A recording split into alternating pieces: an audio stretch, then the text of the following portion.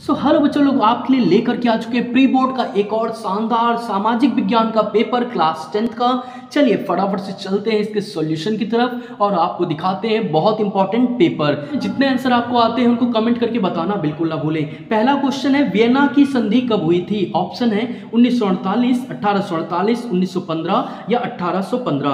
तो आपको बता दूं 1815 में ये संधि हुई थी और दिन क्या था उस दिन? तो 3 जनवरी, ठीक है, 3 जनवरी 1815 को ये संधि हुई थी, याद रखिएगा। चलते हैं अपने दूसरे क्वेश्चन की तरफ। 1834 ईस्वी में किस संघ की स्थापना की गई? तो आपको बता देता हूं 1834 में शुल्क संघ जो है इसकी स्थापना की गई थी। इसका काम क्या था? जर्मनी की राज्य में जो शुल्क की बाध्यता थी उसको मेंटेन करने का काम था। तीसरा है, सुभाष चंद्र बोस ने महात्मा गांधी को क्या कहा? तो राष्ट्रपिता की उपाधि इन्होंने ही दी थी। कब दी थी? डेट याद रखिएगा, 6 जुलाई को दी थी। कब दी थी? 6 जुलाई को दी थी। फोर्थ क्वेश्चन है, निम्नलिखित में से किसने बारदौली सत्याग्रह का नेतृत्व किया था? तो आपको बता दूं यहाँ पे सुभाष चंद्र बोस भी आपके गलत हैं, महात्मा गांधी भी गलत हैं, भगत सिंह भी गलत हैं, मतलब उपयुक्त में से कोई नहीं, क्योंकि सरदार वल्लभ भाई पटेल ने, किसने? सरदार वल्लभ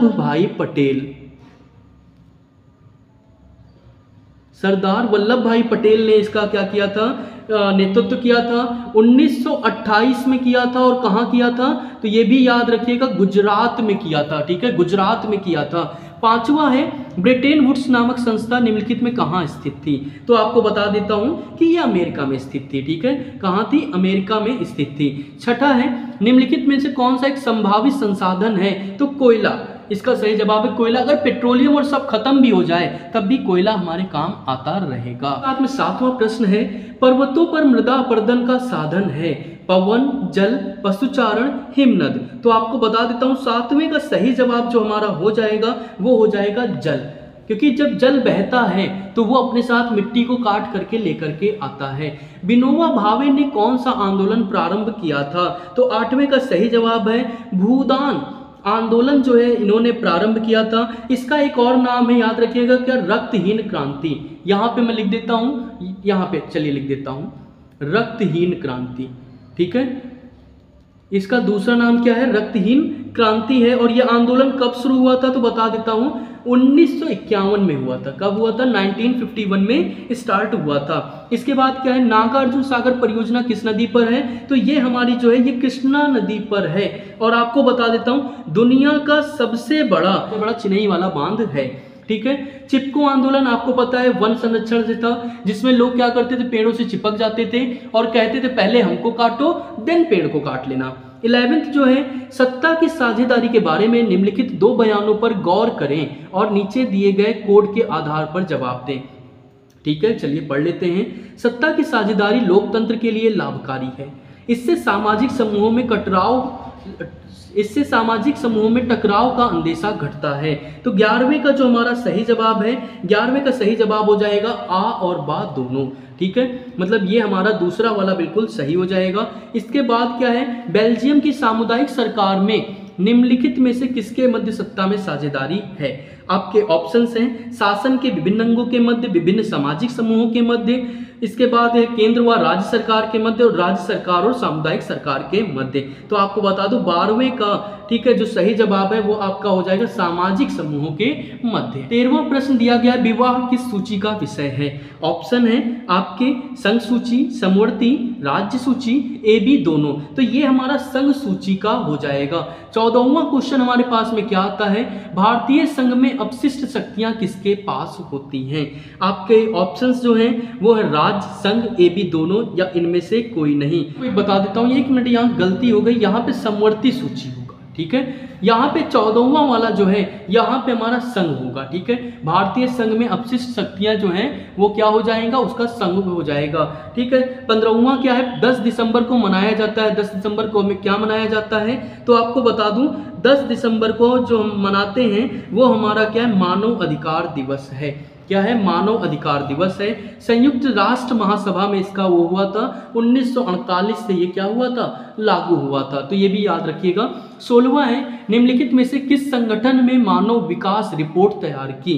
तो आपको बता दूं UNDP इसका बिल्कुल सही जवाब हो जाएगा। 17वां है, औद्योगिक क्षेत्र कहा जाता है द्वितीयक क्षेत्र को, प्राथमिक क्षेत्र को, तृतीयक क्षेत्र को, या इनमें से कोई नहीं? तो द्वितीयक क्षेत्र बिल्कुल सही जवाब है।